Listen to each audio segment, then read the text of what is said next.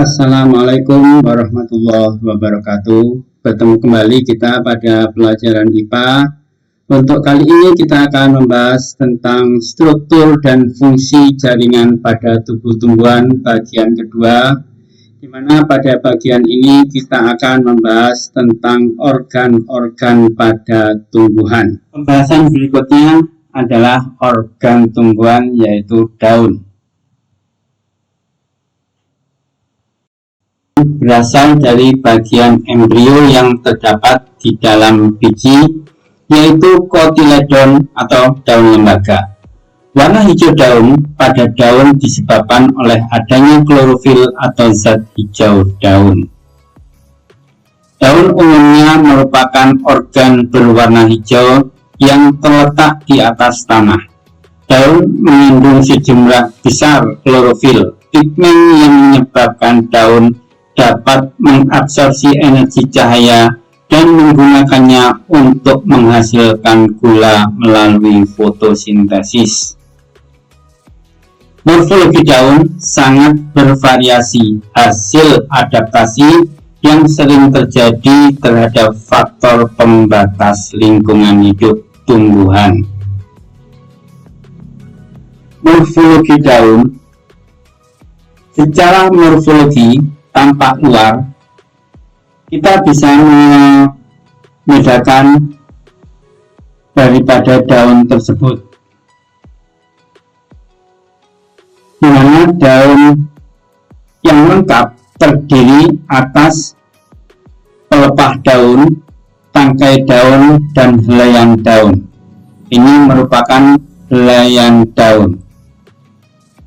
Kemudian ada ibu tulang daun.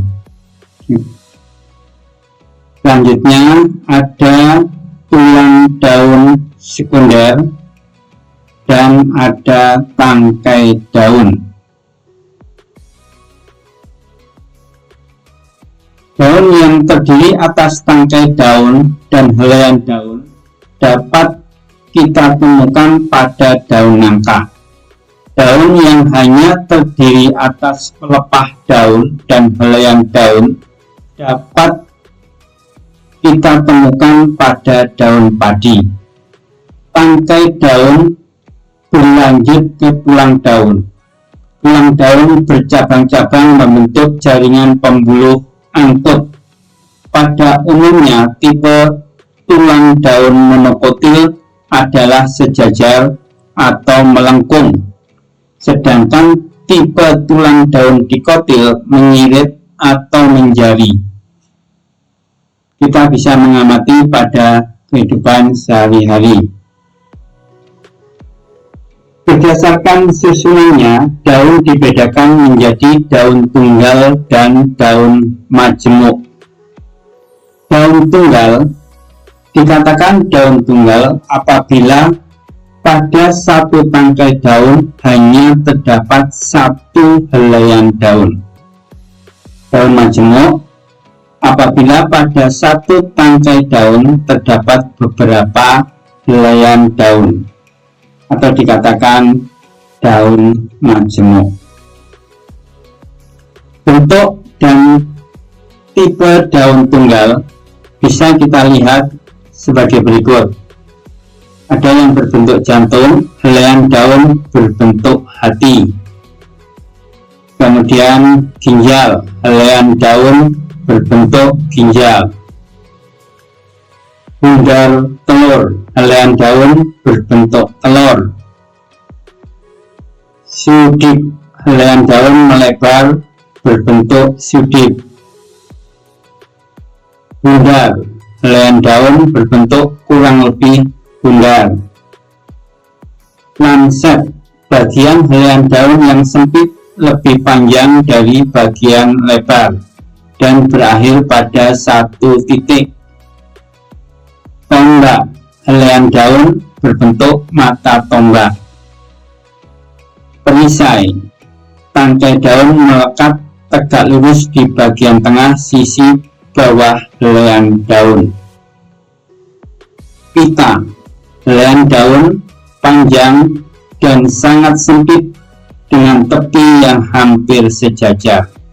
Itu merupakan bentuk daun tunggal, bentuk daun dengan tipe daun majemuk.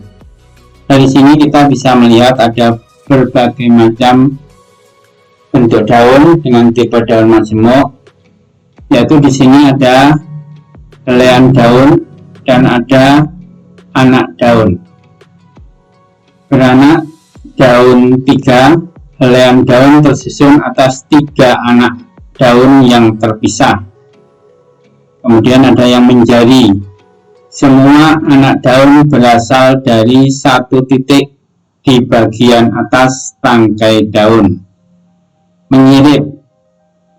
Anak daun tersusun pada kedua sisi tangkai daun. Menyirip ganjil. Tangkai daun utama dari daun menyirip berakhir dengan 1 anak daun. Menyirip genap. Tangkai daun utama dari daun menyirip berakhir dengan 2 anak daun saling berhadapan. Kita akan bahas satu persatu, mulai dari bagian luar daun. Lapisan terluar daripada daun yaitu lapisan kutikula. Lapisan kutikula ini merupakan lapisan yang sukar ditembus oleh air, jadi merupakan lapisan paling atas karena di sini banyak mengandung zat kitin dan zat lilin. Beberapa di antaranya tidak bisa ditembus oleh air, misalnya pada daun talas, di mana di situ air tidak bisa membasahi daun. Kemudian bagian bawah daripada kutikula ada epidermis. Ada epidermis bawah dan ada epidermis atas. Epidermis atas merupakan jaringan terluar yang berfungsi untuk melindungi bagian daun di bawahnya. Pada beberapa tumbuhan, terutama tumbuhan air, lapisan ini mempunyai pori yang disebut dengan stomata atau mulut daun. Fungsinya sebagai pengatur transpirasi dan tempat berlangsungnya pertukaran gas. Kemudian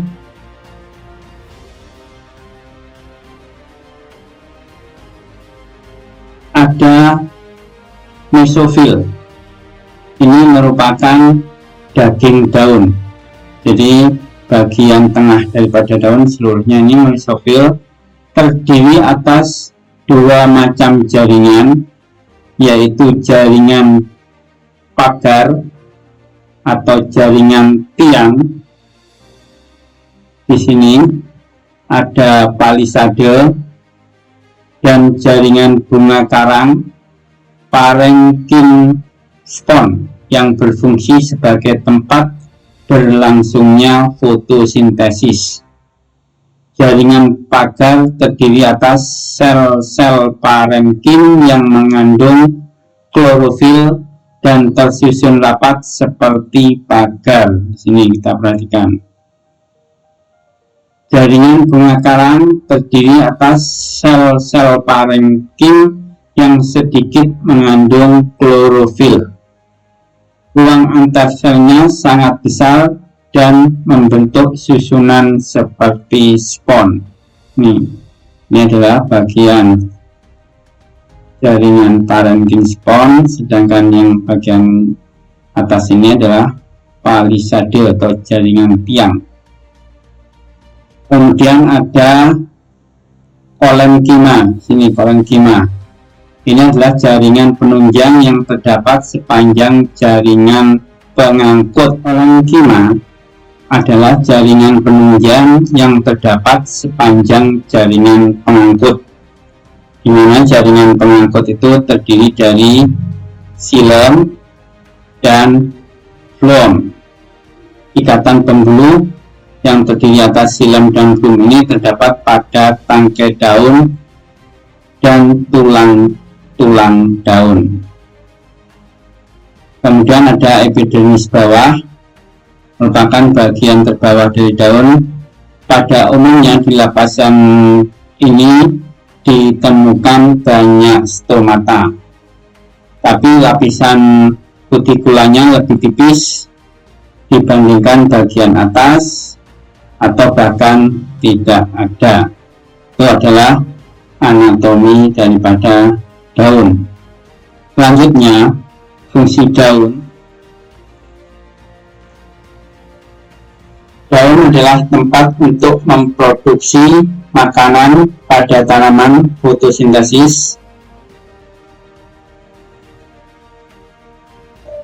Zat makanan yang dihasilkan tanaman inilah yang kemudian menjadi sumber makanan bagi makhluk hidup lainnya seperti hewan dan manusia. Fungsi lain yang terdapat pada daun adalah sebagai organ untuk pernafasan. Keberadaan stomata di daun membantu terjadinya pertukaran gas O2 dan CO2 seperti halnya hidung pada manusia. Pada stomata juga berlangsung suatu proses bernama transpirasi. Transpirasi adalah penguapan air dari jaringan tumbuhan. Pada daun berlangsung pula gutasi, yaitu proses pelepasan air dalam bentuk cair dari jaringan daun. Gutasi dapat terjadi karena transpirasi yang rendah, sementara penyerapan air tinggi. Gutasi dapat diamati dengan keberadaan tetes-tetes air di tepi daun yang tersusun secara teratur.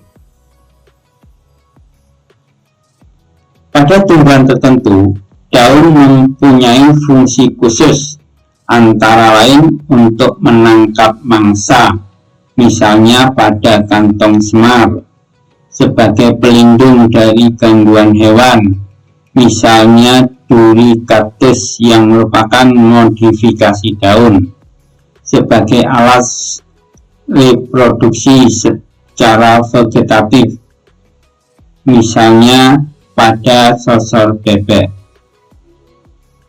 Selanjutnya, pembahasan tentang bunga. Struktur bunga. Bunga merupakan organ ciri utama tumbuhan daripada tumbuhan berbunga. Bunga berasal dari spesifikasi cabang daun pada fungsi reproduksi tumbuhan. Bunga tersusun atas daun mahkota bunga.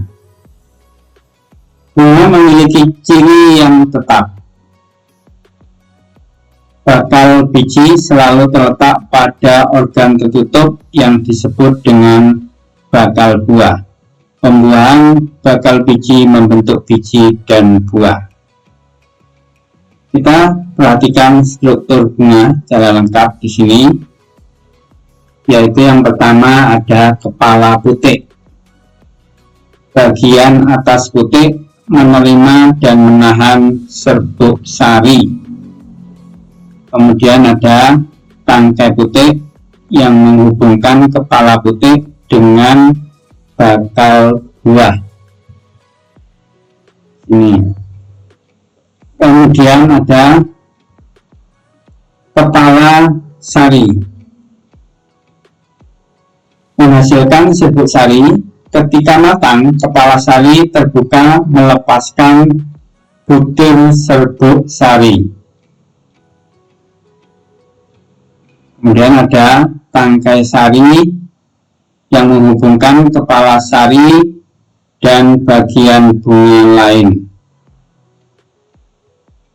Daun mahkota sering berwarna-warni dan berbau harum. mengelilingi komponen reproduksi. Daun kelopak adalah bagian bunga yang kerap berwarna hijau dan melindungi organ dalam bunga. Daun kelopak dapat gugur setelah pembungaan atau bertahan sampai buah matang. Bakal buah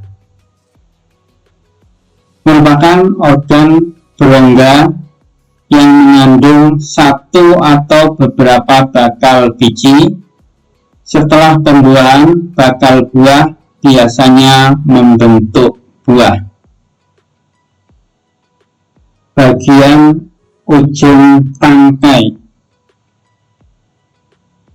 Bagian ujung tangkai bunga yang melebar disebut dasar bunga, menyangga bagian bunga lain. Kemudian yang di tengah di sini ada bakal biji, merupakan badan kecil berbentuk bulat yang dibuat bakal buah yang menyelimuti sel seksual betina. Setelah pembuahan, bakal biji membentuk biji. Yang terakhir adalah tangkai bunga. Tangkai bunga adalah ujung percabangan batang atau cabang. Tangkai bunga melekatkan bunga, kemudian buah pada tumbuhan. Macam-macam daripada bunga berdasarkan daripada kelengkapan bagian-bagiannya, bunga dapat dibedakan menjadi dua macam, yaitu ada bunga lengkap dan bunga tidak lengkap. Bunga lengkap adalah bunga yang memiliki kelopak bunga, mahkota bunga, benang sari, dan putik. Contohnya adalah bunga mawar, bunga melati, dan bunga sepatu. Bunga tidak lengkap adalah bunga yang tidak memiliki satu atau beberapa bagian bunga. Contohnya adalah bunga salak dan bunga kelapa. Biji dan buah.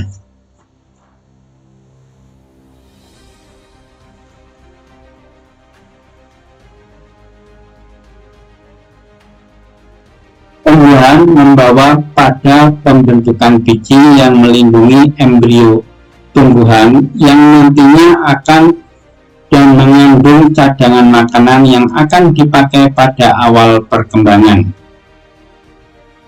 Biji berasal dari hasil transformasi bakal biji setelah pembuahan. Pada tumbuhan berbunga, biji tertutup dalam buah, yaitu organ hasil transformasi bakal buah.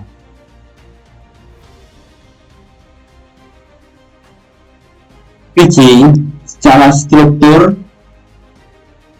kita bisa melihat bagian-bagian, yaitu ada kotiledon. Sini ada kotiledon, kemudian ada endosperm, kemudian ada kulit biji,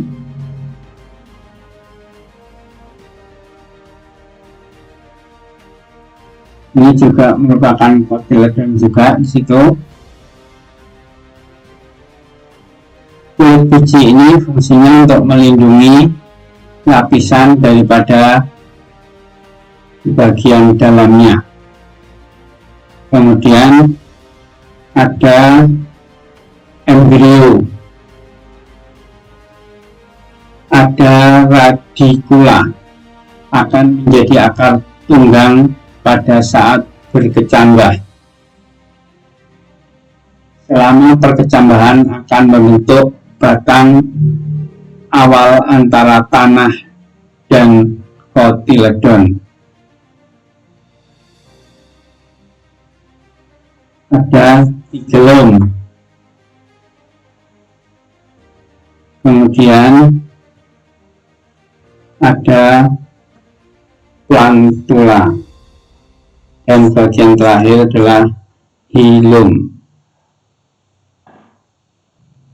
Biji berfungsi sebagai penyimpan cadangan makanan dan alat pemencar tumbuhan. Pemencaran biji dapat terjadi dengan bantuan angin, misalnya kapuk, air, misalnya kelapa, kelelawar, misalnya sawo kecik, serta manusia, misalnya kina, dan berbagai jenis tumbuhan yang bernilai ekonomi. Selanjutnya kita bahas tentang buah. Bagian-bagian daripada buah. Bagian-bagian buah terdiri dari tangkai buah yang biasa disebut batang, menghubungkan buah dengan ujung percabangan batang atau cabang. Kemudian ada kulit buah atau disebut dengan epikrap, merupakan bagian tipis yang dapat licin, kasar, atau berambut. Terdalam ada mesokrap. Mesokrap ini merupakan daging buah yang umumnya manis dan mengandung banyak air. Kemudian ke dalam lagi ada endokrap, merupakan lapisan dalam buah yang menutupi dan melindungi biji.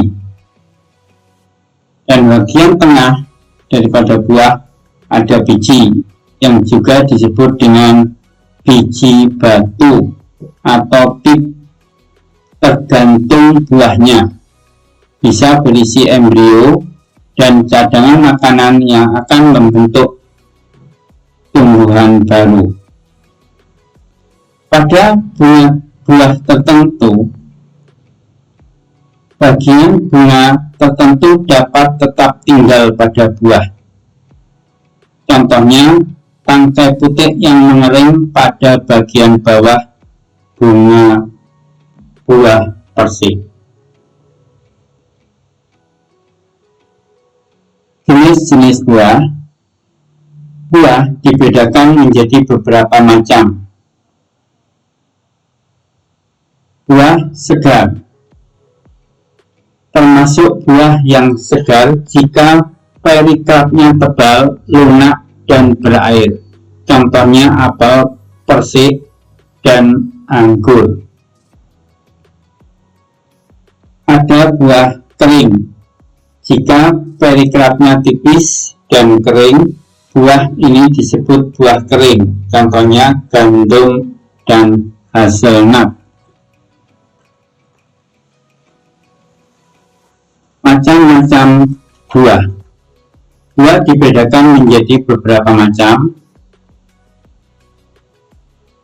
yaitu ada buah sejati, buah yang terbentuk dari bakal buah saja, misalnya pepaya, mangga, durian, tomat, dan kacang tanah. Buah semu, buah yang terbentuk selain dari bakal buah, misalnya jambu monyet, jambu mete berasal dari tangkai bunga yang mengembung, nangka berasal dari kelopak bunga yang menebal dan berdaging, arbei berasal dari dasar bunga, apel berasal dari dasar bunga yang mengembung, nanas berasal dari bakal buah dan kelopak bunga.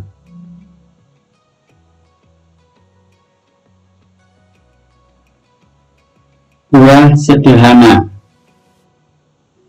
buah yang terbentuk dari satu bakal buah dibedakan menjadi buah sederhana berdaging, misalnya tomat,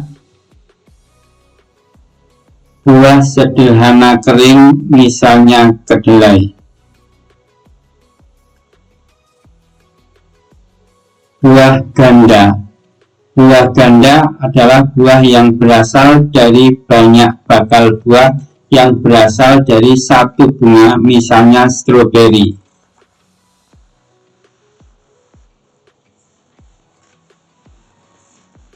Buah majemuk. Buah majemuk adalah buah yang terbentuk dari banyak bunga yang bergabung menjadi satu, misalnya nanas. Fungsi buah. Fungsi buah, kita bisa mengetahui bahwa banyak buah yang bergizi, berwarna menarik, atau berbau harum. Tujuannya untuk menarik perhatian burung dan mamalia untuk memakan buahnya. Bijinya yang keras tidak ikut tercerna dan akan keluar bersama fases atau kotoran. Jika biji yang keluar dari bersama kotoran tersebut jatuh di tempat yang sesuai, biji akan tumbuh dan berkembang menjadi individu baru. Jadi selain berfungsi sebagai penyimpan cadangan makanan, buah juga berfungsi membantu pemencaran atau penyebaran tumbuhan. Itulah pembahasan tentang organ-organ tubuh daripada tumbuhan. Selanjutnya pada pertemuan berikutnya kita akan membahas aplikasi daripada organ-organ tumbuhan pada teknologi terkini. Demikian pembahasan ini, semoga kalian selalu semangat dalam belajar dan selalu sehat. Assalamualaikum warahmatullahi wabarakatuh.